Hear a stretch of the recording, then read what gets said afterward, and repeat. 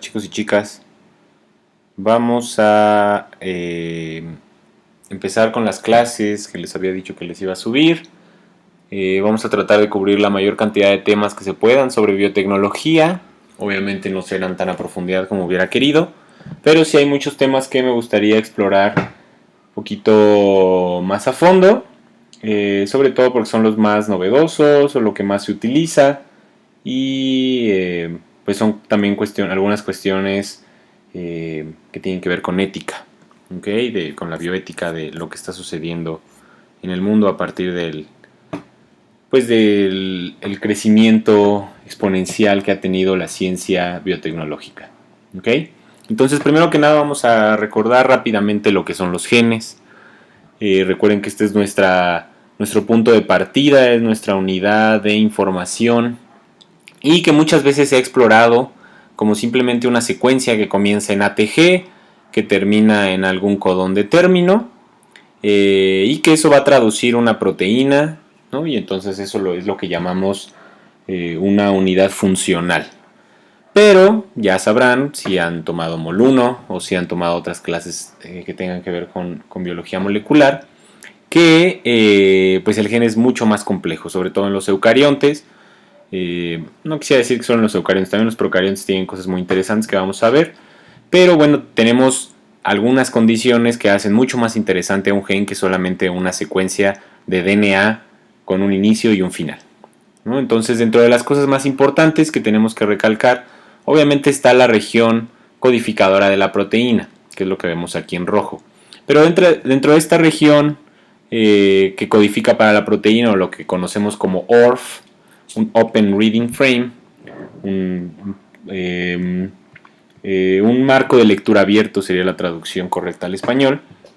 Tenemos lo que conocemos como exones e intrones, ¿no? Recordarán que los exones son estas secuencias que sí se codifican eventualmente como proteína, y los intrones que van a servir para otras cosas que vamos a ver más adelante, pero que han sido considerados como DNA que no tiene una función codificante.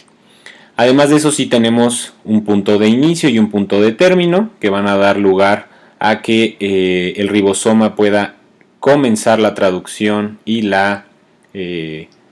terminar esa traducción al momento de que ya tenga el RNA maduro.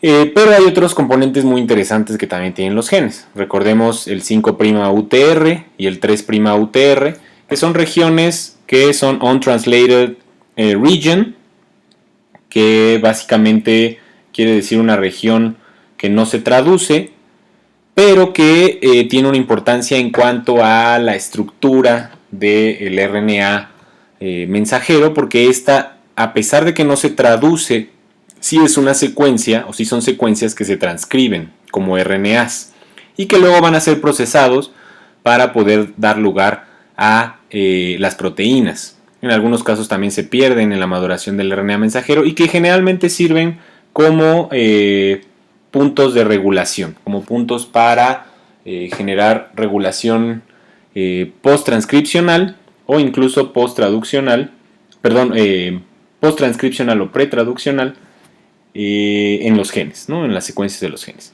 Ahora estas las vamos a ver más adelante, cómo sirven como precursores también para otras secuencias relativamente nuevas que se conocen hace poco, que son los RNAs pequeños o RNAs no codificantes. Ahora, también dentro de esta secuencia de DNA tenemos el RBS, que es el Ribosome Binding Site, el sitio de unión al ribosoma, que es otra región que también se va a transcribir, obviamente no se va a traducir eventualmente, pero que va a servir como punto de llegada para los ribosomas. Va a ser el sitio de unión de la subunidad pequeña del ribosoma y que eventualmente va a permitir que la secuencia se pueda ir traduciendo. Y también tenemos un terminador que recordemos que no es el mismo terminador que este es un terminador de la transcripción, este es un terminador de la traducción, esta es secuencia un codón de 3 pares de bases, mientras que el terminador puede ser mucho más largo y que va a servir para que la RNA polimerasa llegue a encontrar el fin de la transcripción. Esto básicamente lo tenemos en todos los organismos y en todos los genes de eucariontes. En procariontes la única diferencia es que no tenemos intrones y que, bueno, hay algunas arqueas que se han visto que pueden llegar a tener intrones, pero no nos vamos a meter en ese problema. Y estos sitios también los tienen los procariontes, pero generalmente tenemos varios genes codificados por un solo mensajero, entonces están de forma policistrónica, es decir, que hay una secuencia de un gen unida a otro gen y a otro gen y a otro gen, y que solamente tienen un terminador y un sitio de unión al ribosoma. Sin embargo, cada uno de los genes tiene un sitio de inicio y un sitio de término de la traducción, ¿de acuerdo? Además de eso, tenemos la región regulatoria, que puede ser básicamente conformada por el promotor, ¿no? Que es un promotor que está muy cercano a la región de inicio, sobre todo a la región del sitio de unión al ribosoma, que el promotor lo que va a permitir es que la RNA polimerasa reconozca el sitio de inicio de la transcripción, pueda comenzar esa transcripción del gen para convertirlo en RNA mensajero, y que es una secuencia que varía en tamaños, formas, a pesar de que hay ciertas secuencias conservadas, va a depender mucho de para qué se utilice la proteína fenotípicamente en cierta condición. Entonces estos promotores están regulados normalmente por otras proteínas, muchas factores de transcripción que se unen a esta región para que la RNA polimerasa pueda ser unida al sitio y comenzar la transcripción, y a su vez muchas veces están regulados por ciertas condiciones que pueden ser ambientales, nutrimentales, de estrés, etcétera, etcétera, ¿no? También tenemos enhancers o silenciadores que pueden aumentar la capacidad de transcripción de un gen y que por supuesto van a dar lugar a que ciertos genes se transcriban más rápido o en mayor cantidad que otros.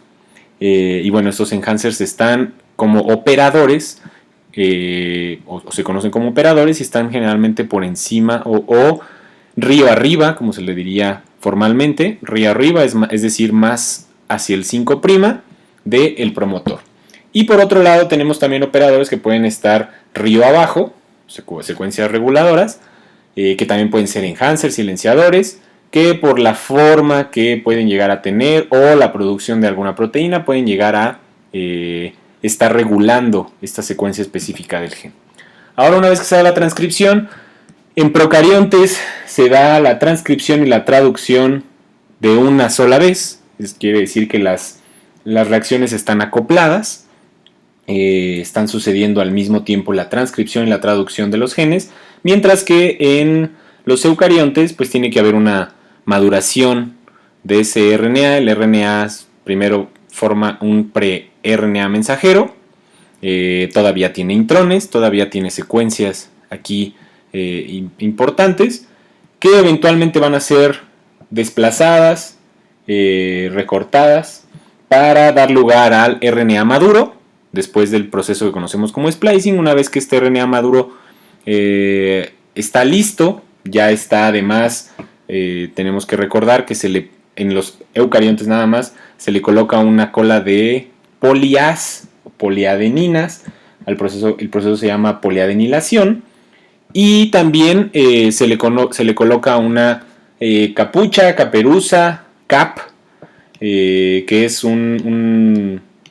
básicamente lo normal es que sea una base nitrogenada colocada de forma inversa y algunas veces metilada, que va a evitar que haya degradación de estos RNAs mensajeros maduros para que puedan salir del citoplasma y entonces sí encontrarse con los ribosomas, salir del núcleo para encontrarse con los ribosomas en el citoplasma y generar las proteínas correspondientes. ¿Ok? Entonces, todo esto nada más es como un inicio para recordar sobre qué nos vamos a estar moviendo en todas estas clases, ¿no? Estamos hablando de genes, proteínas, procesos moleculares que incluyen básicamente transcripción, traducción, splicing, ¿de acuerdo? Pero ¿qué hemos hecho los seres humanos? Pues tratar de encontrar esas características para además poder utilizarlas en nuestro beneficio, ¿no? O en beneficio de la tecnología. Y de ahí es donde surge el nombre de biotecnología, ¿no? Entonces tenemos una clase en la que a mí me gustaría que nos centráramos al inicio, que es de qué forma podemos identificar organismos a partir de los procesos biotecnológicos, que es donde más se ha utilizado. Yo diría que hay dos grandes ramas de la biotecnología. Una se encarga mucho de la identificación de nuevos organismos, es mucho más taxonómica, y otra que va hacia la generación de nuevas tecnologías o nuevos mecanismos de producción de cosas, vamos a dejarlo así. Entonces, las primeras clases vamos a centrarnos en los métodos moleculares para identificación de organismos y que pueden servir también para otras cosas, pero que tienen una base muy importante en la identificación. Entonces, para identificar organismos tenemos tres pruebas básicas que seguramente ya habrán visto en procariontes. Entonces, tenemos pruebas morfológicas, bioquímicas y moleculares. No me voy a centrar mucho en ellas, me voy a centrar más en las pruebas moleculares. De todos modos, vamos a ver rápidamente los métodos morfológicos, que básicamente consisten en una identificación de características observables de los organismos, ¿no? Tenemos una caja Petri donde podemos crecer organismos en un medio, digamos, LB para las bacterias. Hacemos una diferenciación de ellas a partir de sus características fisiológicas, seleccionamos las colonias, seguramente ya habrán hecho estos experimentos en procariontes. Puede ser por el color, podemos diferenciarla por la forma, el tamaño. Se aísla en una nueva caja. Después de ahí se hacen tinciones, por ejemplo. Se hacen observaciones en microscopio. Se pueden hacer evaluaciones morfológicas. Y bueno, eso nos va a servir para identificar de inicio a ciertas bacterias. Este es un proceso muy similar al que sucede en los organismos macroscópicos, ¿no? Yo encuentro un nuevo organismo que no ha sido descrito previamente y lo primero que tengo que hacer es caracterizarlo morfológicamente por sus características fenotípicas. Y eventualmente voy a dar hacia las moleculares. La tinción, ustedes ya conocerán, la tinción de Gram es una de las típicas. Simplemente hay que hacer una fijación del cultivo.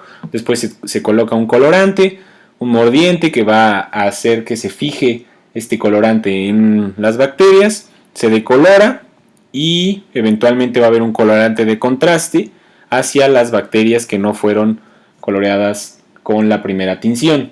Esto sucede en otros organismos microscópicos. También podemos hacer ciertas tinciones que sirven para levaduras, no son muy utilizadas, pero también se pueden hacer en diferenciación de otros organismos, ¿no? Las principales obviamente siempre van a ser las bacterias. Ahora, otros elementos que nos pueden servir para la identificación de organismos, pues obviamente son los microscopios. De estos tenemos tres tipos: óptico, estereoscópico y electrónico, y seguramente ya han utilizado el óptico y el estereoscópico, y algunos habrán utilizado un microscopio electrónico, el cual nos permite ver una resolución todavía más clara. Ahora, dentro de los métodos bioquímicos, pues estos se van a fundamentar en la capacidad de utilizar ciertos azúcares o actividades enzimáticas, también en degradar compuestos, producción de algunos compuestos durante el ciclo de vida de los organismos, y esto permite identificar organismos que están muy cercanos evolutivamente o que conocemos sus procesos bioquímicos claramente, ¿no? Entonces esto es muy interesante porque este tipo de métodos ya tenemos un poco más de biotecnología, ya tenemos que generar ciertos medios que nos van a dar lugar a ciertas condiciones de crecimiento que van a utilizar ciertas bacterias en vez de otras, o ciertos microorganismos en vez de otros, como pueden ser las levaduras, y de esa forma poder hacer una identificación todavía más, establecerla mucho más detalladamente, ¿no? Entonces, aquí les pongo algunas nada más para que las recordemos. Habrán visto también en procariontes las de carbohidratos y azúcares como fuente de carbono. Hay organismos que utilizan glucosa, lactosa, sacarosa, malato, succinato. Y bueno, podemos hacerle pruebas TCI para poder saber cuál es el tipo de metabolismo que están teniendo principalmente, y de acuerdo a eso poder generar ciertas características o identificación de ciertas características de los organismos. Como un ejemplo, podríamos utilizar algunas de estas para diferenciar Escherichia coli de Salmonella, ¿no? Seguramente lo habrán hecho en sus clases de procariotes. Ahora, también tenemos actividades enzimáticas. Estas son muy interesantes porque no solamente nos van a servir para identificar las actividades claras que tiene algún organismo, como pueden ser las de ureasa, catalasa, peroxidasa, proteasa o lacasa, sino que además, en dado caso de que se haga alguna modificación enzimática a partir de ingeniería genética que vamos a ver más adelante, pues también se puede dar lugar a observar si la transformación del organismo genéticamente modificado ha dado lugar correctamente, ¿no? Entonces podemos tener un organismo que originalmente no generaba ninguna actividad enzimática de catalasa y al momento de hacer la transformación o la modificación del organismo genéticamente, pues entonces ya podemos ver el proceso de actividad de catalasa. Vemos que hay una degradación o un halo de degradación de cierto compuesto y esto nos da lugar a poder hacer una selección de los organismos que han sido modificados genéticamente, ¿no? Entonces es una herramienta buenísima, muy fácil, muy sencilla, hasta cierto punto más barata, para poder saber si las modificaciones genéticas se han dado correctamente o si hay alguna modificación genética que tenga un organismo a diferencia de otro. Incluso hay toda una rama de la biotecnología que está encargada de modificación de rutas metabólicas totales, ¿no? Entonces obviamente este tipo de herramientas pues, son muy funcionales para esa situación, ¿de acuerdo? Ahora, de la misma manera podemos hacer otra identificación por degradación de compuestos. Estas también son muy interesantes en la biotecnología porque no solamente queremos en algunos casos modificar alguna ruta metabólica, otorgarle alguna capacidad de generar metabolitos secundarios o de degradación de ciertos metabolitos a algún organismo, sino que incluso queremos generar nuevas condiciones, ¿sabes? Nuevas formas de degradar algún compuesto que puede ser, por ejemplo, un tipo de contaminante. Entonces en bioremediación se utiliza muchísimo esto para poder observar si la modificación ha generado una degradación de compuestos. Entonces, por ejemplo, aquí les pongo un compuesto de plástico en donde podemos ver que hay ciertos organismos, vamos a decir que son bacterias, creciendo en un medio que contiene algún complejo plástico, algún compuesto aromático, algún compuesto muy difícil de degradar. Y entonces en el momento de hacer la modificación genética, pues las bacterias ya tienen la capacidad de poder degradar este plástico y entonces ahora hemos generado un organismo con una nueva capacidad que funciona como bioremediación. ¿De acuerdo? Eso es muy importante y por eso nos sirven todavía mucho estas pruebas bioquímicas que no solamente rigen la cuestión de identificación de organismos. ¿De acuerdo? Aquí les pongo nada más un ciclo de Krebs muy sencillo para que podamos ver cómo hay diferentes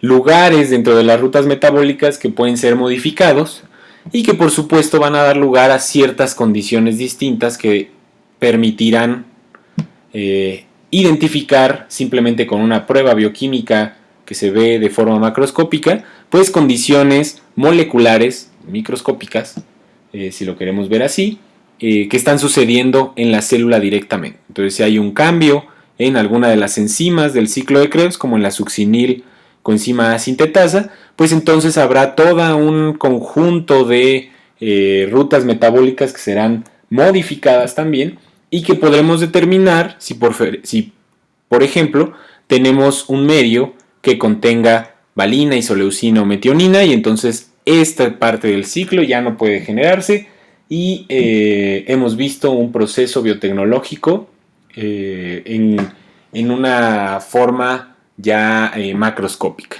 ¿no? Nuevamente, solo para redundar, pues tenemos que para hacer la identificación generar un conjunto de pruebas, porque una de estas pruebas no es suficiente. Recordemos que hay organismos que, a pesar de que sí son de especies distintas, tienen condiciones metabólicas similares, pero al momento de hacer un conjunto de reacciones bioquímicas, pues podemos hacer digamos, un código de barras que le dé la característica a una especie diferente de la otra, ¿no? Entonces, si yo nada más hiciera una prueba de urea entre E. coli y Shigella, pues me saldría que es la misma bacteria. Lo mismo con una prueba bioquímica de citrato. Pero si ya vemos una prueba, por ejemplo, de glucosa lactosa, pues entonces sí podemos ver que hay una diferencia significativa por esta formación de este color, y entonces eso nos permitiría diferenciar un organismo de otro. Otro tipo de condiciones que podemos usar, otro tipo de mecanismos bioquímicos, pues es lo que seguramente ya también habrán visto en procariontes, que es la diferencia por medios de cultivo. Y entonces en esto lo que se hace es simplemente colocar un medio de cultivo específico que hace que las bacterias o el medio cambien de color y permita identificar a ciertos organismos en vez de otros, ¿no? Podemos ver muchos ejemplos de esto, seguramente ustedes ya lo habrán visto, no vamos a ahondar mucho en esta situación. Ahora, vamos a pasar a lo que sí es mucho más importante para nosotros, que son los métodos moleculares. Para estos métodos moleculares utilizamos secuencias genómicas que son específicas de cada organismo, pero que generalmente tratamos de que sean secuencias que sean lo suficientemente diferentes, pero no tanto como para no ser posibles comparaciones, ¿no? Poder hacer comparaciones entre ellas.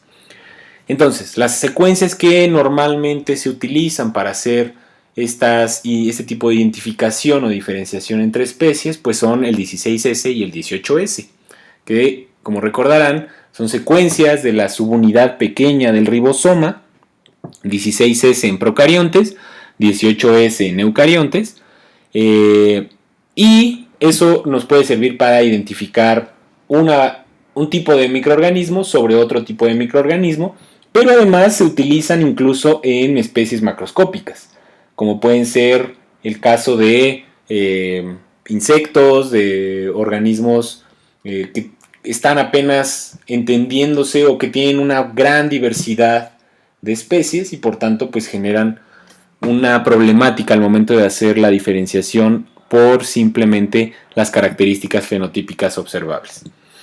También se pueden utilizar los genomas completos, pero ahorita vamos a ver que eso es un problema gigantesco porque obviamente requiero de una secuenciación de muchos más pares de bases y que además conlleva la problemática de la comparación. No es lo mismo comparar dos imágenes que son pequeñitas a un panorama gigantesco que puede tener millones y millones, miles de millones de pares de bases, y entonces eso hace la comparación mucho más difícil.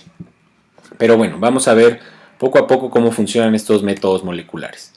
Entonces, recordemos un poquito, tenemos la secuencia del 16S y del 18S. Recordemos que son secuencias génicas que se transcriben pero no se traducen y que quedan como RNA ribosomal, que se pliega este RNA ribosomal por la secuencia que se tiene, por simplemente condiciones físico-químicas de las secuencias que se tienen, se forman ciertos puentes de hidrógeno que van a permitir el plegamiento y a lo que conocemos como estructura secundaria de este RNA, que cuando se pliega todavía más en una situación tridimensional le llamamos estructura terciaria, y que eso ya va a permitir que ciertas proteínas se puedan unir a ellas, proteínas ribosomales, y darles una función. Pero no olvidemos que al final y al cabo es una secuencia, y como es una secuencia puede tener una comparación y un análisis por condiciones secuenciales, ¿no? O sea, por tener una u otra par de bases. Perdón, no son pares de bases, uno u otro nucleótido. Recordemos que el RNA no tiene pares de bases porque es monocatenario. Ahora, además de eso, pues va a haber regiones que son extremadamente conservadas, como las que estamos viendo aquí en H para el 16S, y regiones que son más variables entre cada especie. Entonces, las comparaciones entre los 16S de diferentes especies generalmente se dan entre las regiones variables. Hay especies, por ejemplo, de gamas Proteobacteria que, a pesar de todas pertenecer al mismo grupo grande de Gamma Proteobacteria, pues pueden tener diferencia en estas, o sea, todo lo demás va a ser extremadamente conservado, pero esta región de variable pues va a tener algunas diferencias específicas, y entonces así es como yo voy a poder hacer una identificación de una bacteria a partir de su genoma sin tener que secuenciar todo el genoma que contiene, sino simplemente sus regiones 16S en este caso, y en específico de las regiones variables. Entonces yo puedo diseñar experimentos que solamente me secuencien esta región en específico y todo va a ser mucho más fácil y sencillo. Ahora, en el 18S sucede cosas similares. Aquí no les estoy poniendo las regiones variables, pero sí que vean que tengo diferentes regiones que van a ser evidentemente más conservadas porque pertenecen a sitios importantes para la unión a ciertos sitios, para la interacción con el tRNA, para mejorar la fidelidad de la traducción, y otros que no van a ser tan importantes porque son más superficiales, vamos a decirle así, ¿no? Entonces esos también son puntos que pueden utilizarse para generar comparaciones entre especies. El 18S, por supuesto, es un poco más grande que el 16S. Y recuerden, el 18S siempre está en eucariontes y es la condición básica para poder especificar que un organismo es un eucarionte. Y 16S para especificar que un organismo es procarionte, ya sea arquea o eubacteria. Ahora vamos a pasar, ahora sí, a los procesos tal cual biotecnológicos que queremos entender. ¿De acuerdo? Entonces, uno de los principales y lo que básicamente todo el mundo hace al momento de encontrar un organismo o de querer identificar un gen de cualquier tipo en un bicho es el PCR, ¿no? Que es Polymerase Chain Reaction. No vamos a confundirlo con otras cosas que se han estado manejando últimamente en la pandemia. Vamos a decir lo que significa PCR, que es reacción en cadena de la polimerasa en inglés. ¿Sí? Es un proceso que se generó hace más de 50 años, no sé si más de 50 años, pero por ahí de los 70s, no recuerdo bien la fecha, pero es un proceso súper interesante que nos permite generar copias de una región de DNA específico que nos interese. ¿Okay? Entonces, algunos componentes que se necesitan para el PCR pues son la muestra, ¿no?, de DNA, que la puedo obtener de cualquier organismo que yo quiera, o incluso pues sintéticos. Eso vamos a llamarlo el molde, ¿no?, el molde de DNA. Vamos a necesitar también una polimerasa TAC, que si recuerdan, no sé si lo sepan, pero si no, TAC polimerasa viene de la abreviación de Thermus aquaticus, que es una bacteria, no es una arquea, para que no se vayan a confundir. Muchas veces he oído que creen que es una arquea, pero es una bacteria. Thermus aquaticus es una bacteria extremófila que tiene polimerasas termoestables. Esto quiere decir que tiene polimerasas que funcionan a altas temperaturas. Esto va a ser una ventaja que vamos a ver más adelante, y por qué utilizamos esta polimerasa en específico. Se han utilizado otro tipo de polimerasas, algunas sintéticas, otras obtenidas de otros organismos, pero la TAC polimerasa es la de cajón. A lo mejor alguno de ustedes ha trabajado con alguna polimerasa como Fusion, que viene de Pyrococcus aquaticus, Pyrococcus furiosus, este es Thermus aquaticus, Pyrococcus furiosus. Y bueno, hay otras sintéticas que tienen mucho mayor fidelidad y tendrán algunas condiciones específicas mucho más interesantes de acuerdo a lo que necesiten para sus experimentos. Además de eso, también requieren el buffer, que como ustedes sabrán, los buffers simplemente son compuestos que permiten tener las condiciones óptimas para el funcionamiento de una enzima. es un amortiguador que amortigua la reacción, entonces permite que la reacción se dé en condiciones óptimas. Necesitan tubos de PCR, obviamente, que son tubos específicos muy pequeños para generar reacciones muy chiquitas, contenidas en volúmenes muy pequeños. Y dos cosas muy importantes, sobre todo la primera, que son los primers, que los primers son generalmente diseñados por el investigador o por la persona que está tratando de hacer el PCR, y que el diseño de primers es uno de los procesos más importantes del PCR. ¿Okay? Un mal diseño de primer les puede traer problemas durante meses porque no han generado un par de primers que pueda ser adaptable a las condiciones de temperatura que ustedes van a utilizar, o que no generan la amplificación correcta. Entonces ustedes pueden estar peleándose durante meses con su PCR, y todo era porque sus primers no están bien diseñados. Un buen diseño de primers debería de generar un PCR que salga a la primera. ¿Ok? Entonces hay algunos programas que lo hacen. Yo siempre prefiero hacerlo en vivo, ¿no? En vivo y en directo. Es decir, que cada quien haga su primer a mano, utilizando las secuencias de referencia y generándolos con las condiciones que uno necesite. Ahora, los primers siempre tienen que ser un primer forward y un primer reverse, o un primer hacia adelante y un primer hacia atrás, que van a flanquear una región del DNA y que van a permitir la amplificación de esa región en específico. ¿Ok? Ahorita vamos a ver un poco más sobre algunas condiciones que tienen que tener esos primers. Y también tenemos nucleótidos, que eso vamos a ver ahorita, el tipo de nucleótidos que vamos a utilizar. Obviamente tenemos que tener nucleótidos de todos los tipos, o sea, de los 4 tipos que son A, T, G y C, ¿no? Pero estos nucleótidos tienen que estar trifosfatados para poder ser utilizados por la polimerasa, y además tienen que ser dideoxi-NTPs, desoxi-NTPs, ¿no? Que tengan el 2' del azúcar desoxigenado para poder seguir generando, el 3' del azúcar desoxigenado, para que puedan seguir produciendo la reacción de polimerización, ¿no? El enlace fosfodiéster. Ahorita vamos a ver más a detalle eso.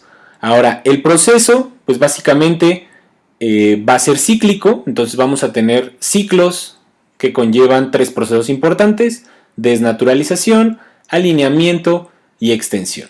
¿Ok? Entonces se mete en un aparato que se conoce como termociclador, que lo único que hace es cambiar por ciclos las temperaturas del proceso. Y entonces vamos a tener primero una temperatura de desnaturalización que generalmente es por encima de los 95 grados. Esta temperatura es la temperatura en la que los puentes de hidrógeno se pueden desnaturalizar y entonces las hebras de DNA se separan. Luego tenemos la temperatura de alineamiento, que va a ser una temperatura dada de acuerdo a la temperatura en la que se diseñaron los primers. ¿Okay? Los primers se diseñan con algo que se conoce como TM, que es la melting temperature, o temperatura de separación, derretimiento. Es un nombre muy raro, por eso siempre utilizamos TM. Y la TM lo que quiere decir es la temperatura a la que la mitad de las bases nitrogenadas de sus primers se han separado y desnaturalizado. ¿Okay? Entonces mucha gente cree que la TM es la temperatura a la que tengo que poner mi PCR. Eso es incorrecto. Siempre se tiene que poner un poco más abajo la temperatura de alineamiento, porque todavía no se han desnaturalizado por completo todos los puentes de hidrógeno de los primers. ¿Ok? Entonces ponemos una temperatura específica. Esta va a ser dada por la secuencia de los primers. Generalmente ronda entre los 50 y los 65 máximo de temperatura. Esto va a permitir que los primers se alineen ¿ok? Y entonces en ese momento puede comenzar la temperatura de extensión. La temperatura de extensión es 72 grados centígrados porque es la temperatura a la que funciona la Taq polimerasa. Esta temperatura podría variar en alguna otra polimerasa, pero generalmente todas las actuales funcionan a esa temperatura en específico, 72 grados centígrados. Entonces en ese momento es cuando puede comenzar la polimerización de una nueva secuencia, pero no va a ser la secuencia de todo el DNA, sino solamente la secuencia que está flanqueada por los primers. ¿Okay? Entonces vamos a ver rápidamente un video en el que se explica a grandes rasgos cómo funciona la reacción en cadena de la polimerasa y cómo esto va a servirnos para identificación de muchas cosas. Entonces vamos a tener, por ejemplo, una muestra, en este caso le están poniendo una muestra de hueso humano, su ADN con el gen que les interesa amplificar y está marcado en este momento por verde, y por supuesto el termociclador. Aquí le están poniendo un termociclador típico de esta marca, que no voy a decir para no meterme en problemas de marcas registradas. Y entonces necesitamos, como les decía, los primers o cebadores o ligos, como ustedes los quieran llamar, los nucleótidos y la polimerasa, y se colocan en el tubito de PCR. Se mete al termociclador y empiezan los ciclos de desnaturalización. ¿Okay? Los ciclos, desnaturalización, alineamiento y síntesis, por así decirlo. Entonces, tenemos nuestro gen de interés, viene el ciclo número 1, hay una desnaturalización, esto va a separar las hebras. Recuerden que lo verde es lo que queremos amplificar, se desnaturaliza. El alineamiento o anillamiento en español de España hace que la polimerasa pueda encontrar las regiones donde va a comenzar. Recuerden que las polimerasas siempre necesitan un 3' abierto para poder comenzar a polimerizar. Entonces, si no tiene ningún 3' abierto, no va a comenzar esta polimerización. Para eso se necesitan los primers. Los primers van a colocarse en la región que ustedes ya diseñaron y flanquearon el gen de interés, y luego comienza la elongación de la polimerasa. Ahora, la polimerasa va a seguir porque no tiene un sitio de término. Esto va a depender del tiempo que ustedes le pongan a su PCR, el tiempo de elongación. Ahora, en el siguiente ciclo lo que va a suceder es que se vuelve a hacer una desnaturalización, se vuelve a hacer un alineamiento del mismo primer, porque se baja la temperatura hasta la condición específica, se une la polimerasa a la temperatura de elongación, y entonces se van a generar nuevamente otra copia de esta región, pero fíjense cómo ahora hay dos secuencias que pertenecen al gen de interés específico que se estaba buscando. Hay otras, aquí vamos a verlo mucho más claro, hay estas regiones que son del tamaño específico porque en el primer ciclo se colocó el primer de este lado y en el segundo ciclo se colocó el primer de este lado. Entonces eso permitió que se generara una síntesis de esta secuencia en específico. Estas de aquí van a seguir multiplicándose de cierta manera. A estas se le conocen como secuencias de tamaño variable porque va a variar dependiendo del tiempo de elongación. Pero esa variación no va a ser importante eventualmente porque esta duplicación, la duplicación de estos, o la multiplicación más bien, de estas regiones, de estas secuencias o de estas cadenas de DNA, va a ser de forma lineal, mientras que la producción de estos fragmentos en específico va a ser de forma exponencial. Entonces va a ganar eventualmente el amplificado del tamaño correcto. Fíjense cómo viene nuevamente otro ciclo, en el ciclo 3. Nuevamente tenemos amplificación de todo lo que habíamos visto por las polimerasas, pero ahora tenemos 4 genes de interés, bueno, 2 en secuencia doble y otras que son de longitud variable. Entonces fíjense cómo a partir de más y más ciclos este valor va cambiando y aumenta de forma exponencial las copias del gen interés y de forma lineal las copias de longitud variable. Entonces después de 30 a 35 ciclos tenemos miles de millones de copias del gen de interés mientras que solamente tenemos unas cuantas de copias de longitud variable. ¿Sí? Fíjense, después de 30, una sola hebra de DNA me dio lugar a 1000 millones de copias de DNA del gen de interés. Entonces, por eso se le conoce como amplificación y por eso se le conoce como amplicones a esas secuencias en específico. ¿Ok? Eso que ya obtuve, que está amplificado. ¿De acuerdo? Ahora, algunas cosas que les decía que tenemos que ver es en qué consiste lo que tenemos ahí en nuestra mezcla. Entonces tenemos nuestro buffer de la enzima, se pone una cantidad de reactivo muy pequeña, como podrán ver. Se coloca algo muy importante que algunos buffers de enzima ya traen y que otros lo tienes que poner de formas específica, que es el cloruro de magnesio. Este está a cierta concentración y el cloruro de magnesio va a ser interesante porque va a permitir que haya lo que se conoce como mayor astringencia de los primers, es decir, que seleccionen mucho mejor la región que tienen que amplificar, porque al final obviamente hay 1.000.000 de secuencias similares a esos primers pequeñitos. Entonces los primers se pueden unir a otras regiones sin querer, sobre todo si las temperaturas las estamos todavía variando, y una forma de generar astringencia, es decir, de hacer mucho más específica mi reacción de PCR, es cambiando la concentración de cloruro de magnesio. ¿Okay? Eso es algo que pueden utilizar. Entre menor cloruro de magnesio hay mayor astringencia y viceversa, ¿no? Entonces, si ustedes ponen más cloruro de magnesio, van a tener fragmentos más variables, mientras que si tienen menos cloruro de magnesio, van a atinarle mucho mejor al fragmento. Ahora, si ustedes ponen muy poco magnesio, pues entonces no va a generarse reacción. Entonces tienen que jugar un poquito con esos valores. Generalmente se usa lo que viene recomendado en los kits, ¿no? También tienen su mix de DNTPs. Fíjense cómo ponen una cantidad pequeña. Primer forward, primer reverse. Tienen que estar muy claros de que están poniendo este par y que no están poniendo el mismo, porque si no, no va a haber una amplificación de una región flanqueada.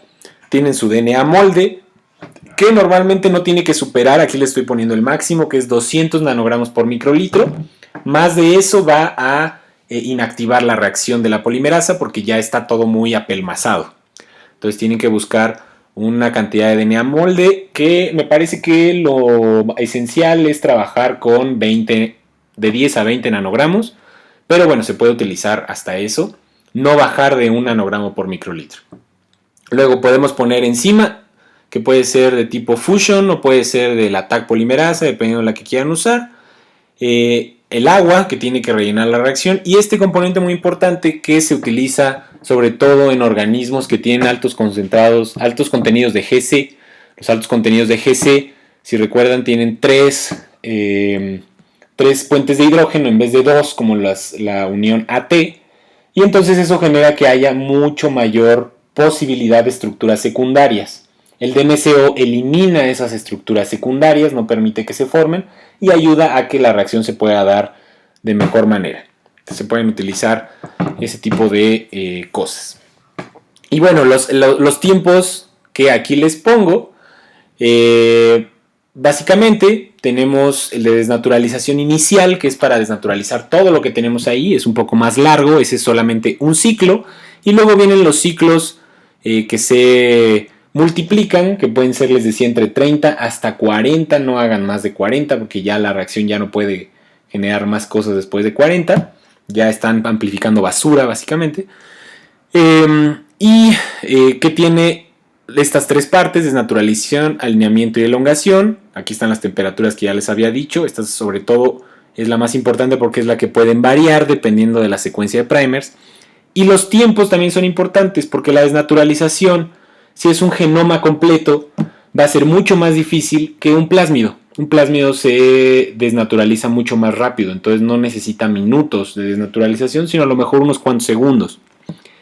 También el alineamiento va a depender del tipo de primers que ustedes hayan generado. Obviamente primers más grandes van a necesitar una mayor cantidad de tiempo para alinearse en su secuencia específica. Y por otro lado está la elongación, que esto va a depender de la cantidad de pares de bases que pueda generar la polimerasa por segundo o por minuto. Normalmente la Taq polimerasa funciona a 1000 pares de bases por minuto, y otras como la Fusion trabajan 10 veces más rápido. Entonces la Fusion puede hacer 10.000 pares de bases por minuto. Entonces, dependiendo del fragmento que ustedes quieran amplificar, obviamente van a tener que cambiar los tiempos de esto, ¿no? Si es un fragmento muy pequeño, no tiene caso que le pongan un minuto, pueden poner 10 segundos si son 100 pares de bases y ya está su amplificación. Y por último se pone una elongación final de 10 minutos para todos esos fragmentos que hayan quedado sueltos, simplemente como, puede ser de 5 a 10 minutos, simplemente como una forma de aumentar la probabilidad de amplificar todo lo que quedó ahí. ¿Ok? Entonces estas condiciones son muy importantes y esto es lo que hace que el PCR se vuelva a veces complicado, encontrar esa condición específica para que tu amplificado funcione y salga como tú lo quieres. Ahora, una vez que lo encuentran, no lo suelten, porque eso va a permitir que funcione siempre que lo hagan. ¿Ok? Algo importante que aquí le estoy poniendo como un chiste es esta situación de que los primers, si están diseñados de alguna manera o están en una región que se parece mucho en sus pares de bases, puede, en vez de buscar el templado, buscar el primer reverso. ¿Ok? Entonces generar dímeros de primer, y entonces lo que van a ver amplificado no va a ser su fragmento, sino que van a ver el primer amplificado miles de millones de veces, porque se une a sí mismo y luego se empieza a multiplicar y entonces se hace un despapalle, ¿no? Lo que vamos a tratar de hacer es diseñar primers que no generen dímeros de primer. Hay programas que les ayudan en eso, ¿ok? Entonces esto ya es lo mismo, es un poco redundante, y simplemente para que vean la cantidad de moléculas que se pueden generar después de 30 ciclos, pues son 1000 millones de moléculas iguales, porque es básicamente 2 a la 30, ¿no? Entonces esa es la situación. Ahora vamos a pasar a, ok, ya tengo mi amplificación, pero esto lo estoy viendo en un tubito que es transparente, que yo no sé lo que ha pasado ahí. Entonces generalmente lo que tengo que hacer después de hacer una amplificación es una electroforesis. ¿Ok? La electroforesis, como ya a lo mejor vieron en biología molecular, lo que va a hacer es permitir la separación de muestras de DNA y de proteínas por tamaños. ¿Ok? Entre más grande sea un fragmento, más lento va a correr en la electroforesis y por tanto se va a separar de las más pequeñas.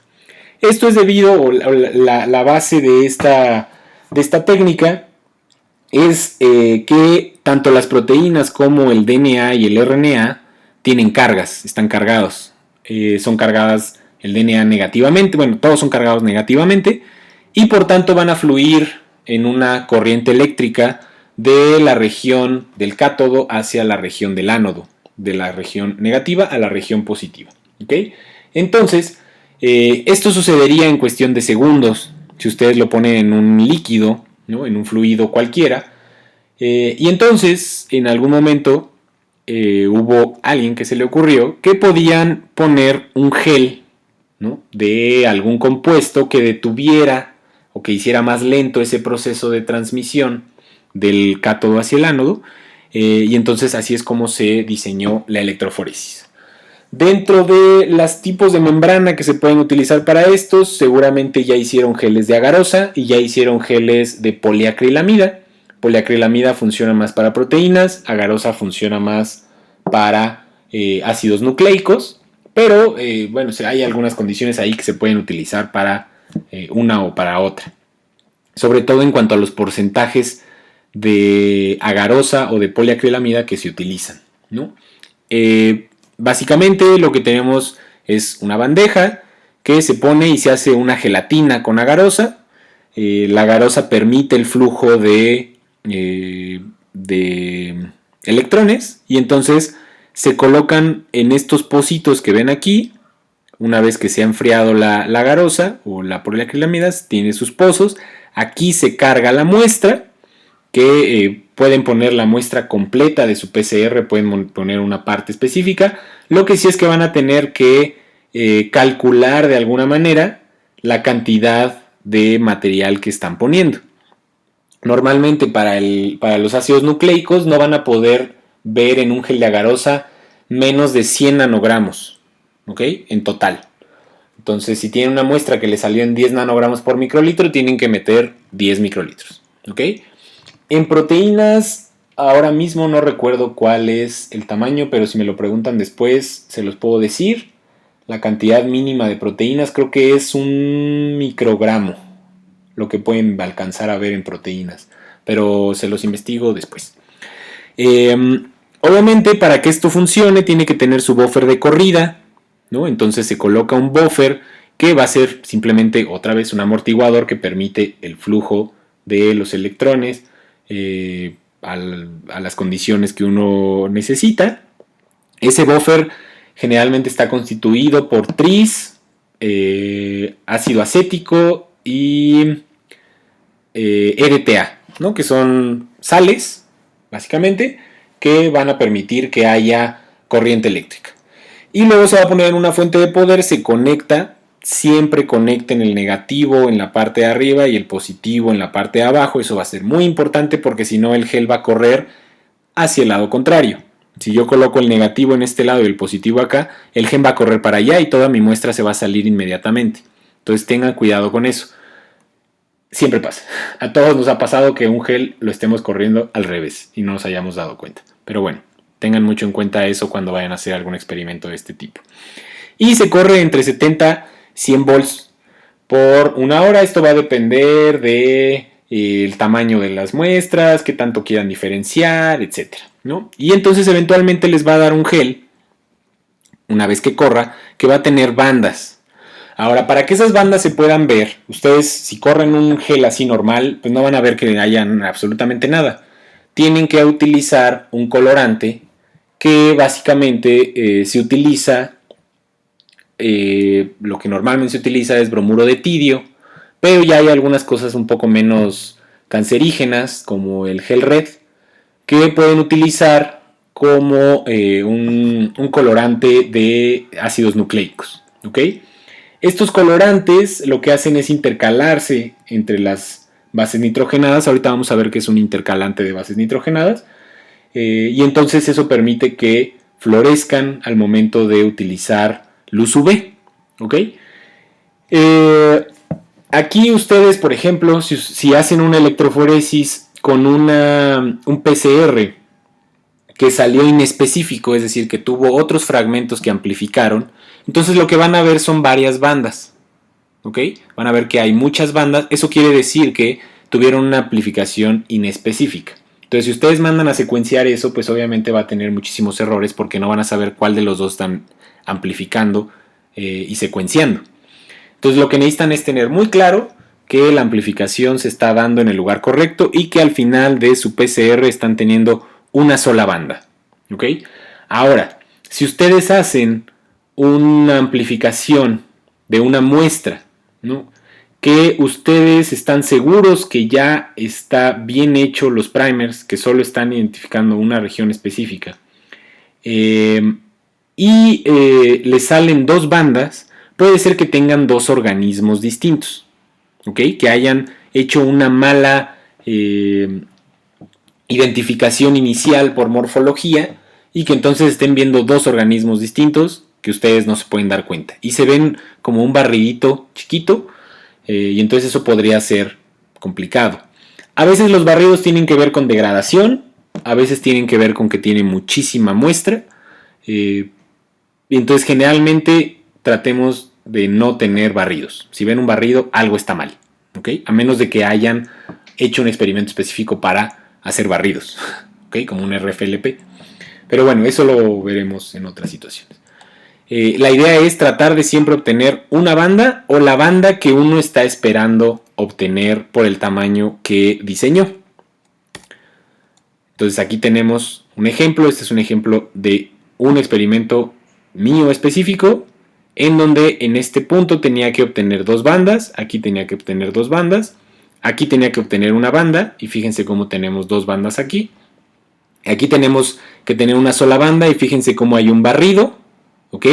Otra banda inespecífica y esto de hasta acá que es muy pequeño y que es muy probable que sean dímeros de primer, ¿ok? Los primers se amplificaron a sí mismos y entonces por eso son tan chiquitos.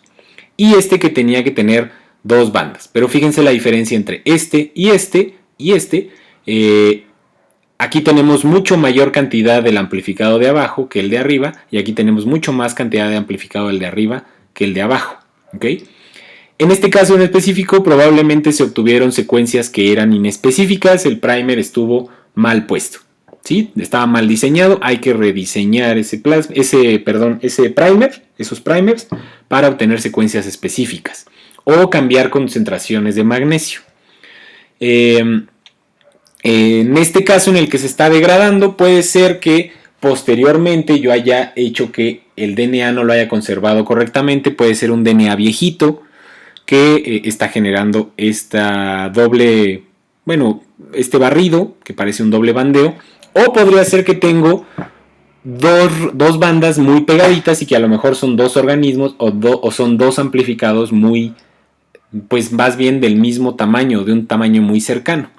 Ahora, para saber eso, siempre se compara con un marcador de peso molecular. Aquí hay canales, que es donde estamos poniendo cada una de las muestras. Aquí estoy poniendo una muestra de un tubo de PCR, aquí otra muestra de otro tubo de PCR, aquí otra, aquí otra, aquí otra, y en esta pongo lo que se conoce como marcador de peso molecular. Eso no es un amplificado, eso me lo venden ya las empresas como secuencias de DNA que están cortadas ya con enzimas de restricción en tamaños específicos que se conocen. Y entonces la empresa me dice que esto de aquí son 6.000 pares de bases, esto de aquí son 3.000, esto 2.000, esto 1.000, 900, 800, etc. ¿no? Cada empresa tiene lo suyo, cada marcador de peso molecular es diferente, pero lo que me está haciendo es un nivel de referencia.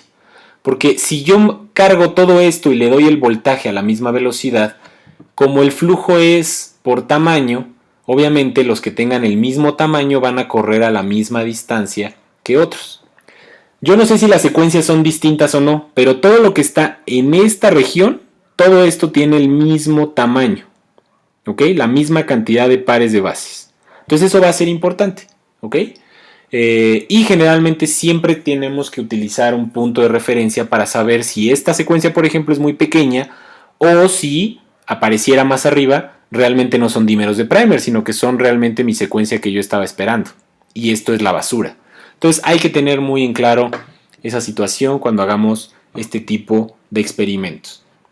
Ahora, otra cosa importante que le estoy poniendo aquí es, por ejemplo, esta cosa como de V que se forma. Nosotros decimos que hacen como Batmans.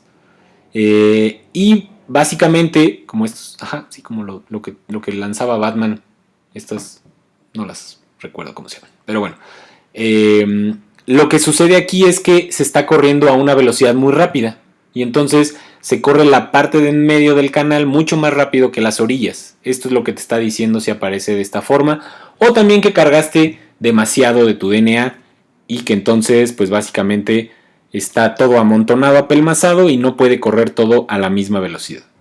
Generalmente hay que bajarle, no hay que ser desesperados y a lo mejor bajar el voltaje y correrlo por más tiempo. ¿Okay? Entre más tiempo se corra, mayor diferenciación va a haber de estas bandas. ¿De acuerdo? Ahora, sigamos adelante porque algo que ha sido muy novedoso en los últimos años, sobre todo porque cada vez se ha hecho más barato por la posibilidad de hacerlo y la facilidad que tiene este proceso, es el RT-qPCR. ¿Ok? RT-qPCR es real time, ¿ok? Es tiempo real, qPCR, que es cuantitativo, pero además es retrotranscripción, ¿ok? Ahí hay un dilema gigantesco entre qué quiere decir RT, si retrotranscripción o real time. Va a depender de qué empresa lo usen, pero siempre fíjense que estén utilizando el correcto, ¿ok? Que RT quiera decir real time, de tiempo real, o retrotranscripción. Entonces, cada uno de estos va a tener condiciones distintas. Lo importante es que qPCR quiere decir PCR cuantitativo. Y entonces ya no voy a necesitar hacer un gel de electroforesis después de hacer mi PCR, sino que inmediatamente voy a tener una cuantificación de cuánto PCR, o más bien de cuánto amplicón estoy obteniendo en mi PCR. Este es el que se utiliza realmente para la identificación de enfermedades, por ejemplo. O sea, si ustedes se van a hacer una prueba de VIH, si se van a hacer una prueba de COVID, que está ahorita muy de moda, y les dicen que les van a hacer PCR, no les van a hacer la PCR anterior, les van a hacer un qPCR realmente, y generalmente es retrotranscripción y en tiempo real. Retrotranscripción porque muchos de los virus que tenemos en la actualidad y de los más peligrosos son de RNA. Entonces primero tiene que haber un proceso de retrotranscripción que genere la formación de DNA, que realmente es cDNA porque es DNA complementario a la secuencia de RNA. Y después viene el proceso de PCR, ¿ok? Y entonces se cuantifica en tiempo real. O sea, mientras va sucediendo la reacción se está cuantificando. Entonces por eso hay un merequetengue ahí un poco complicado, pero eso sí, sepan que siempre que les van a hacer una prueba en un laboratorio les van a hacer un qPCR. Eso sí, no saben si es retrotranscripción, si es sí, es tiempo real normalmente.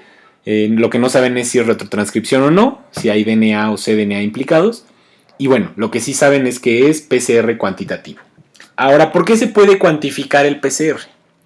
Porque se utilizan unas cosas que son fluorescentes, ¿ok? Es algo que puedo ver inmediatamente. Así como les había dicho que había para la electroforesis el bromuro de tirio que fluorescía al momento de verlo con luz UV, se han diseñado ahora aparatos que son termocicladores de qPCR que hacen la evaluación de fluorescencia en la misma reacción. Entonces ya no tienen que hacer un gel de electroforesis posterior, sino mientras va sucediendo la reacción se va viendo la fluorescencia que se está generando.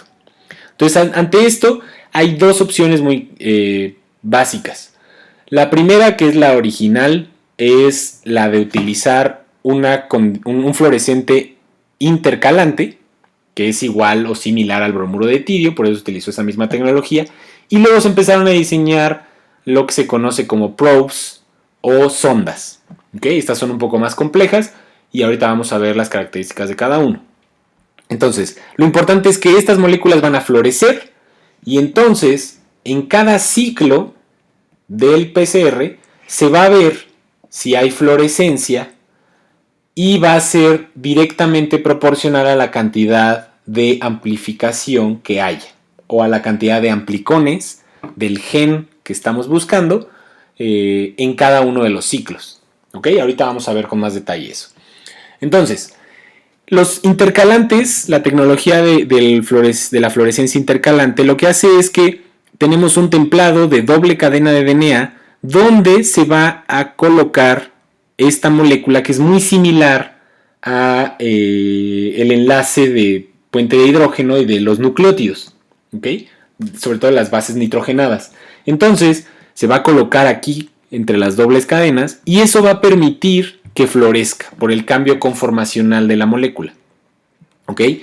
El típico o el que más se utiliza es de la empresa, o no sé si es una empresa realmente, pero bueno, es Cybergreen, que ha tenido sus derivaciones, pero que florece en verde, ¿no? Obviamente porque es Cybergreen. Y entonces este es un intercalante que en el momento de que hay el alineamiento, cuando se está formando la polimerización en el ciclo de elongación, en la tercera parte del ciclo, entonces va a generar fluorescencia. ¿Ok? Cuando hay una desnaturalización, se separa el intercalante de la doble cadena, no hay fluorescencia, y luego se amplifica nuevamente, alineamiento y extensión, y en la extensión se vuelve a medir la fluorescencia, y ahora como tengo dos fragmentos de DNA, pues entonces lo más probable es que haya el doble de intercalante colocado en esta región y por tanto el doble de fluorescencia. Cuando tenga el triple, o bueno, cuando tenga más bien 4 veces más, voy a tener el cuádruple de fluorescencia y así sucesivamente hasta tener muchísima más fluorescencia, ¿ok? Millones de veces más. Eso lo puedo evaluar al mismo tiempo en este aparato y entonces me va diciendo en tiempo real cómo va amplificándose mi organismo. ¿Ok? ¿Por qué me sirve para identificar? Porque además no solamente de que me sirve para identificar porque voy a ver una fluorescencia inmediatamente mientras estoy realizando la reacción si los primers están colocados en el lugar correcto para el organismo correspondiente. Pero además de eso, una de las grandes ventajas que tiene es que puede cuantificar la cantidad de RNA que tenía el organismo. Entonces uno puede saber de forma indirecta la cantidad de virus que tiene, por ejemplo, ¿no? La cantidad de COVID que uno tiene en comparación con otra persona. O las cantidades que hay de cierto transcrito sobre otro transcrito, y entonces eso me va a dar una explicación, por ejemplo, de la regulación de un gen. Entre más transcrito, pues quiere decir que se regula positivamente ante cierta condición o ante otra. ¿Ok? Entonces es una herramienta muy buena que se está utilizando cada vez más en la biotecnología y en la biología molecular, porque abre las posibilidades a muchísimas cosas y quita todo el problema de estar haciendo geles de electroforesis que son mucho más lentos y mucho más tardados. Además de esto, puedo poner en el mismo platito, en la misma, ¿cómo decirlo?, en la misma reacción, al mismo tiempo, más bien en el termociclador, pues decenas de reacciones que entonces pueden ser comparables entre ellas. ¿Ok? Entonces yo puedo poner varios, por ejemplo, una misma muestra ante varios virus y entonces ver si hay fluorescencia y cuánto de cada virus yo voy a tener después de los procesos. Entonces eso es muy importante porque va a ayudar muchísimo a desarrollar nuevos problemas y nuevas soluciones biotecnológicas.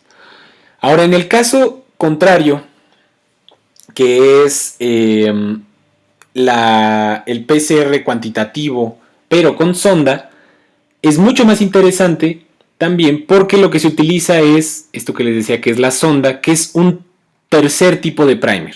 ¿Ok? Este primer no va a tener una secuencia dirigida a una región que flanquee, sino que va a ser dirigida a la región intermedia, a lo que se está buscando amplificar, ¿ok? A esta región que está en medio. Puede ser solo a una partecita de esa región, pero muchas veces puede ser a toda la región completa. Ahora, ¿cómo funciona esta sonda? Esta sonda va a tener un fluoróforo de un lado y va a tener lo que se conoce como quencher del otro. Quencher es como el que atrapa, el que hace una... No sé cómo hacer una traducción específica al español, pero sí, como lo que hacen las pinzas. Las pinzas cuando agarran algo están como cuencheándolo, ¿ok? Entonces básicamente de eso se trata.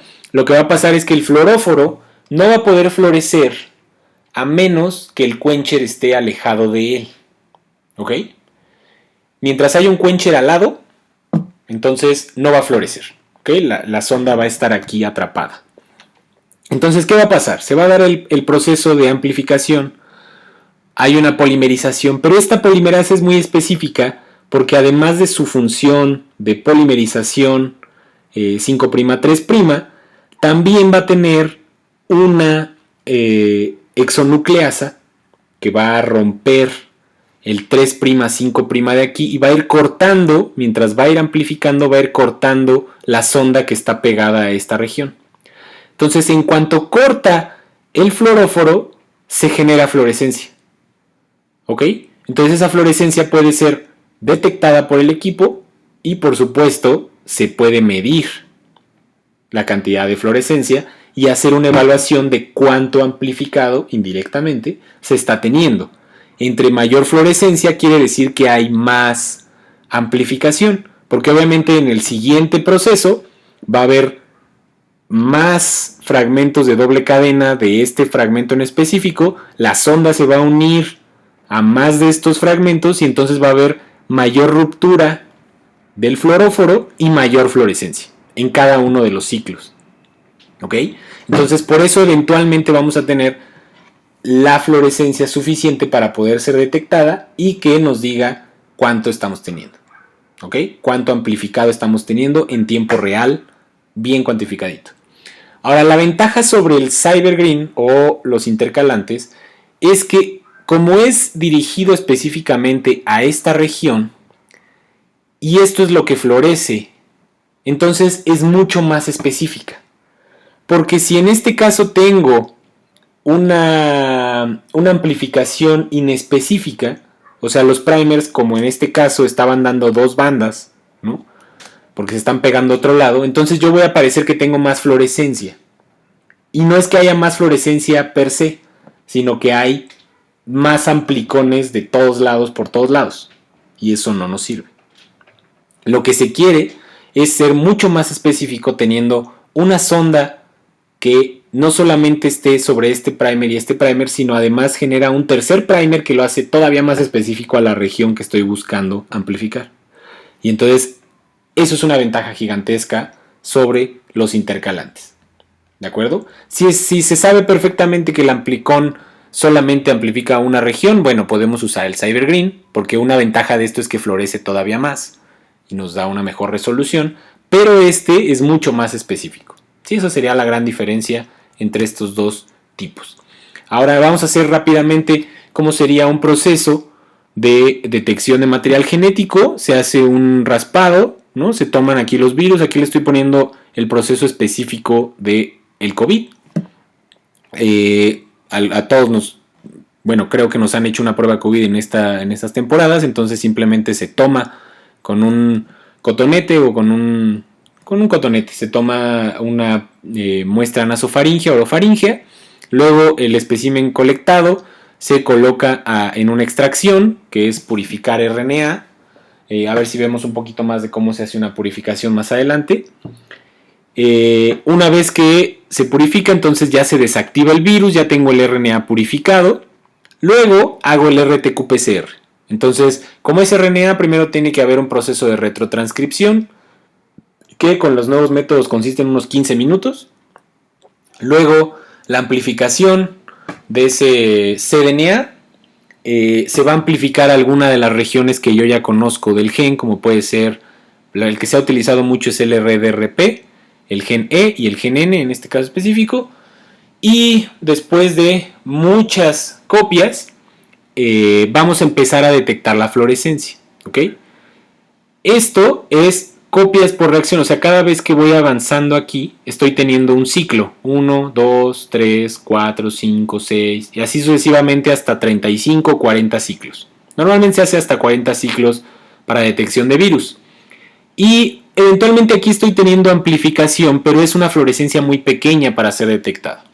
Hasta que eventualmente va a haber una amplificación suficiente que va a permitir que esto empiece a generar una exponencial. Como habíamos visto, los amplicones se van multiplicando de forma exponencial hasta que eventualmente llegan a un máximo porque se acaban la reacción, o sea, ya no hay nucleótidos, ya no hay con qué seguir manteniendo esa reacción y entonces se genera este tipo de gráficas sigmoides, ¿de acuerdo?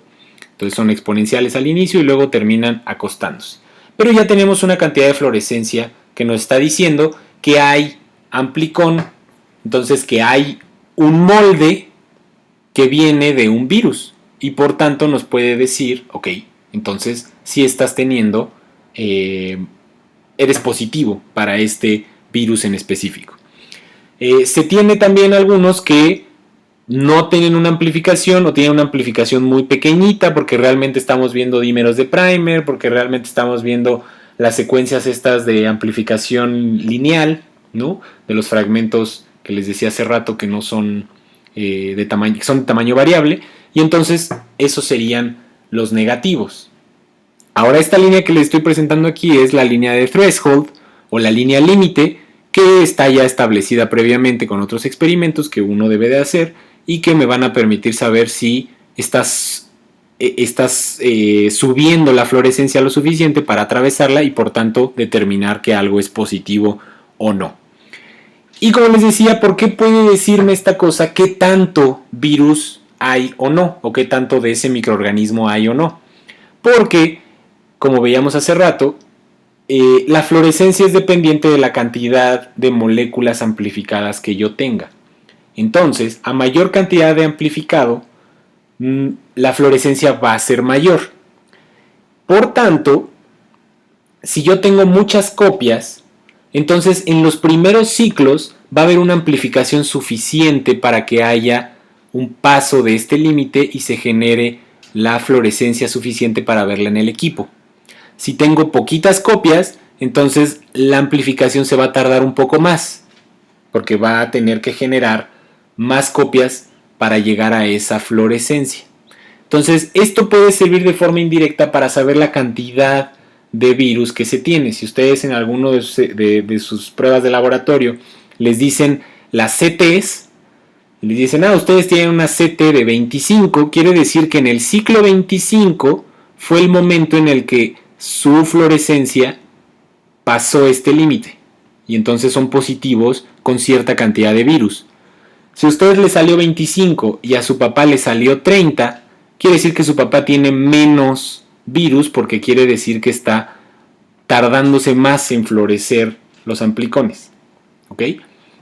Eso también te puede servir para saber cómo se está desarrollando la enfermedad. Si ustedes al principio, en los primeros días que se hacen su prueba, salen en 35, luego se hacen una prueba a los 7 días y salen en 25, quiere decir que están produciendo más virus y entonces están en el inicio de su enfermedad.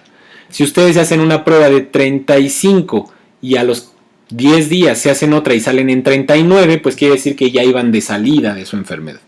¿Okay? Esa es básicamente la idea y por lo que podemos utilizar el qPCR como método indirecto para detectar estas situaciones.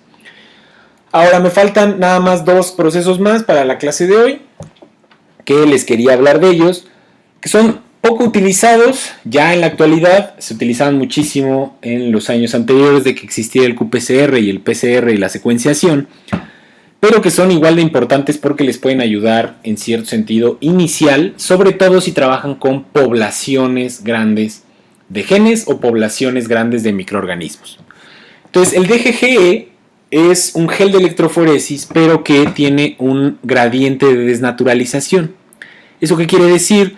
Que el buffer con el que generan la garosa original, la que va a servir como gelatina para que pasen los fragmentos del DNA, va a tener un gradiente de un compuesto desnaturalizante de estructuras secundarias, ¿ok? O básicamente de los puentes de hidrógeno, ¿no? Entonces, ¿esto qué me va a decir? ¿No? Yo voy a tener el gel desnaturalizante desde 30% de esta condición desnaturalizante hasta 70% de la condición desnaturalizante. Entonces, la diferencia real no se va a dar por tamaños, sino que se va a dar por grados de desnaturalización que están directamente relacionados con la secuencia que se tiene en el fragmento amplificado. ¿A qué voy? Vámonos más lento. Yo tengo una comunidad microbiana que tiene 4 organismos y a todos les voy a hacer 16S. ¿Ok? Voy a tratar de amplificar el 16S. ¿Qué sucede? El 16S en casi todos tiene el mismo tamaño. No tendrá la misma secuencia, pero sí va a tener el mismo tamaño. ¿Ok? Vamos a poner que son 1000 pares de bases. Entonces, aunque yo tenga 4 o 5, como les decía en el gel de electroforesis de aquí, puede que aparezcan todas en la misma línea, porque son el mismo tamaño de secuencia. No la misma secuencia, pero sí el mismo tamaño. Y entonces, eso en un gel normal no se vería y se vería espantoso. Pero en un gel desnaturalizante tengo la ventaja de que si la secuencia es diferente y hay un porcentaje de GCs distinto en una u otra muestra, pues entonces se van a separar esas bandas por diferencia de secuencias. ¿Ok? Entonces, como les decía, tenemos una comunidad, se hace la extracción de toda esa comunidad, pongamos que tenemos, pero piensen en grande, 100 bacterias diferentes en un biofilm de una caries. Y entonces yo quiero saber qué organismos hay ahí adentro. Puedo hacer una secuenciación masiva, pero eso me va a costar muchísimo dinero. Entonces lo que puedo hacer primero es hacer un DGGE para separar grupos específicos por tamaños. Perdón, no por tamaños, por porcentaje de GC.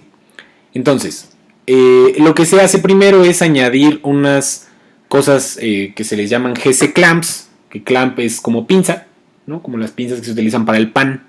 Entonces lo que hacen es hacer esta pinza de GCs que va a ser muy fuerte para no desnaturalizarse a grandes porcentajes. Y luego tenemos el fragmento de PCR. Entonces cuando se vaya desnaturalizando el fragmento de PCR, se va a ir abriendo, ¿ok? Y esto lo va a mantener unido para que se siga viendo como una doble cadena. Ahora, pongo en diferentes pozos diferentes comunidades microbianas. Aquí pongo la muestra de sarro de mi mamá, aquí la muestra de sarro de mi papá, aquí la mía y aquí la del dentista. ¿Ok? Y entonces, en ese momento, corro mi gel desnaturalizante de GGE y si yo tengo organismos que tengan secuencias distintas, se van a ver bandas separadas.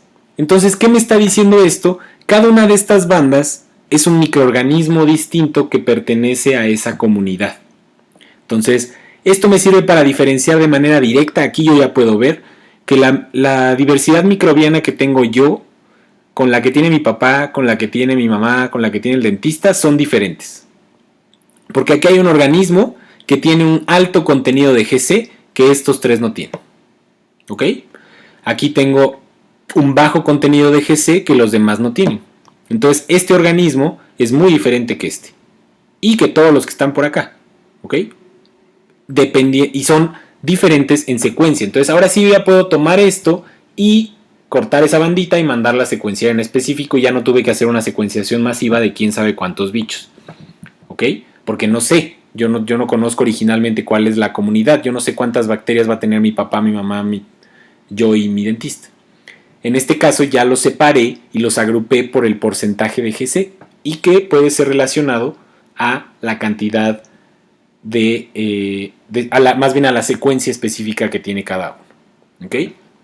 Ahora, obviamente, si yo tengo secuencias que aunque sean distintas tienen la misma porcentaje de GC, pues entonces no me va a servir mucho el de GG. Eso es uno de los problemas.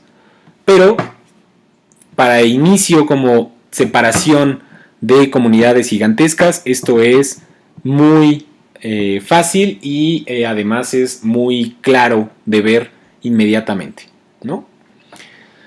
Entonces, eso puede ser una cualidad específica y luego ya puedo hacer evaluaciones de por qué cada uno de estos va a tener diferentes comunidades microbianas. Y el otro experimento o la otra técnica son los blots, ¿no? Que de esos tenemos tres tipos, que pueden ser Southern blot, Northern blot y Western blot, y que ahora ya se han diversificado un poco más, porque ahora ya podemos tener Southwestern blot, Northwestern blot y South Northern blot, ¿no? Que ya es un merequetengue, ¿no? Entonces, ¿qué es cada uno? Bueno, ustedes a lo mejor ya saben que el Western blot es el primero que se diseñó. La persona que lo diseñó se apellidaba Western, que es oeste en inglés. Este blot lo que hace es permitirnos identificar proteínas específicas o actividad de proteínas, más que otra cosa. Interacción, más que actividad, interacción de las proteínas con otras. Y entonces se le puso su nombre, Western blot. Después se diseñó el Southern blot, que permite observar al DNA. Esto también lo hizo una persona que tenía el apellido Southern, hasta donde yo recuerdo. Y por último, este nos permite identificar interacción de DNA con DNA. Y por último está el Northern blot, porque ese ya se lo pusieron por payasos, porque ya estaba el sur, ya estaba el oeste, pues faltaba el norte. Y el Northern blot lo que permite es identificar interacción de RNA. Los combinados que les decía, el Northwestern blot, pues permite ver la interacción de RNA con proteínas y así sucesivamente. Entonces, Southern es para DNA, Northern es para RNA, Western es para proteínas.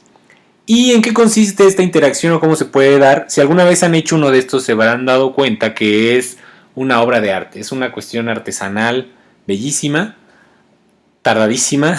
Bueno, tardan un día entero en hacerlo, es un poco cansado, pero al final les queda una cosita muy hermosa que hasta se quieren llevar a su casa.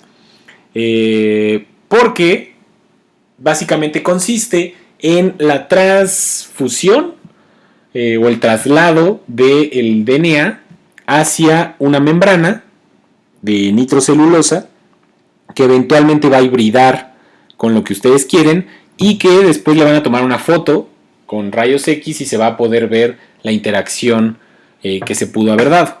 Entonces, tienen su molécula, vamos a ver cómo es el Southern Blot, porque el Southern Blot es el que nos sirve en específico para identificación en este momento, pero recuerden, esto pasa con todos. Lo único que tienen que hacer es escoger la molécula que quieren y ya están haciendo uno u otro.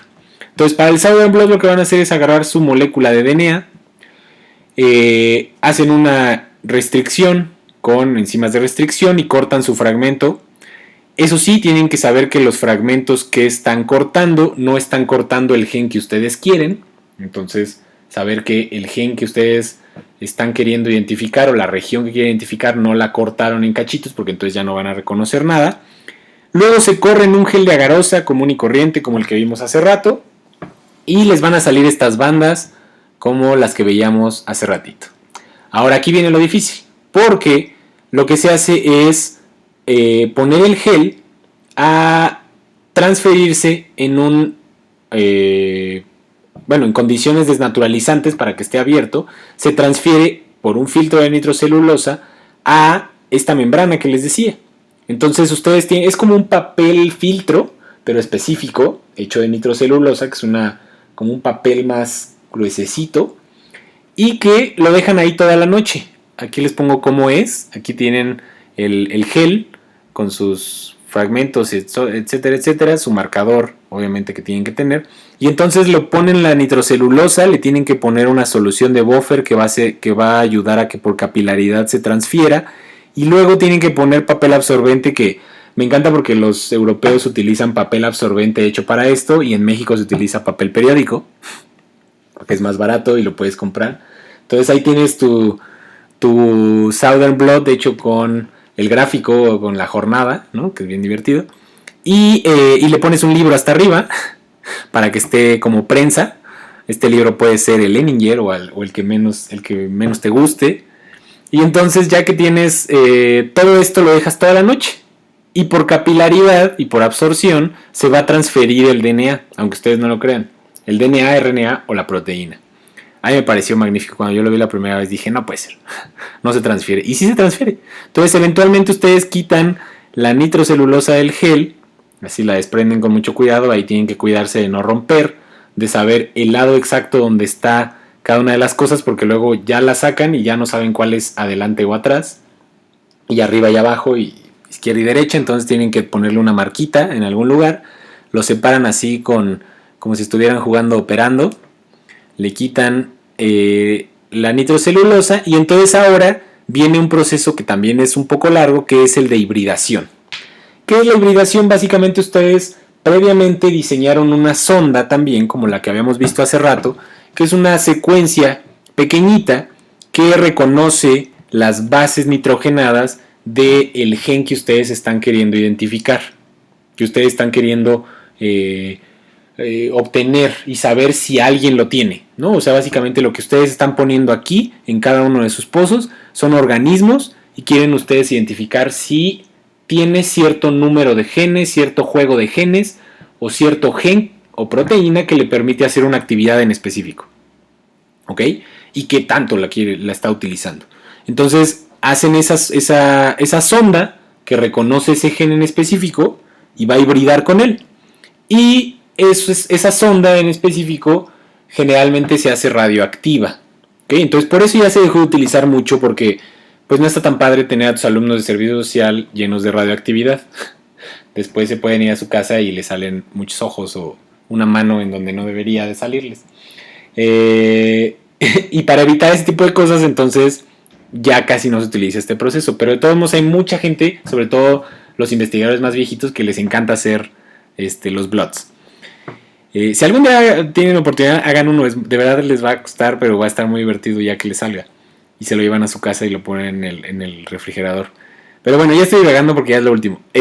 Como les decía, tienen la sonda y esa sonda va a estar en la solución, en una solución. Entonces ustedes van a dejar ese papel de nitrocelulosa remojándose y moviéndose durante toda la noche, otra vez, hasta que eventualmente va a hibridar, o sea, va a conectar la región del DNA del gen que a ustedes les interesa con la sonda radioactiva.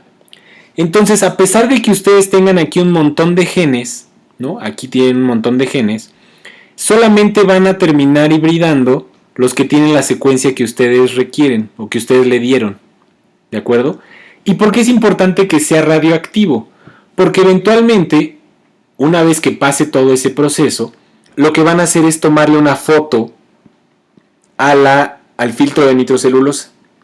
Entonces, una vez que le toman su foto con rayos X, lo que va a pasar es que lo que tenga radioactividad se va a prender y lo que no tenga radioactividad se va a ver blanco, ¿sí? Porque no hay la radiación suficiente para, o más bien no hay algo que irradie y que pueda ser detectado por los rayos X. Entonces eventualmente ustedes van a tener una fotito de su gel con las bandas que hibridaron con la región específica del gen. Y además va a estar por tamaños.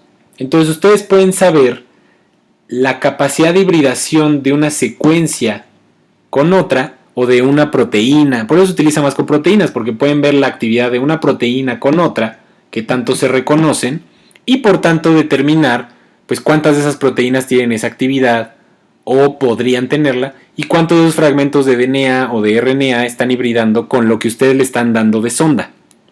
Entonces, este diseño de experimento es muy interesante porque sí abre las posibilidades a observar ya una actividad o una hibridación e interacción específica. ¿Sí? Ya eventualmente vamos a ver que se han creado otro tipo de cosas que también permiten entender la hibridación y que no requieren de radioactividad y de, pues obviamente, todos los condicionamientos que eso conlleva. ¿De acuerdo? Entonces, hasta aquí vamos a parar por el día de hoy. Hasta aquí les dejo el video del día de hoy y bueno, seguiremos la próxima clase con secuenciación y todo lo que conlleva la bonita secuenciación. Adiós.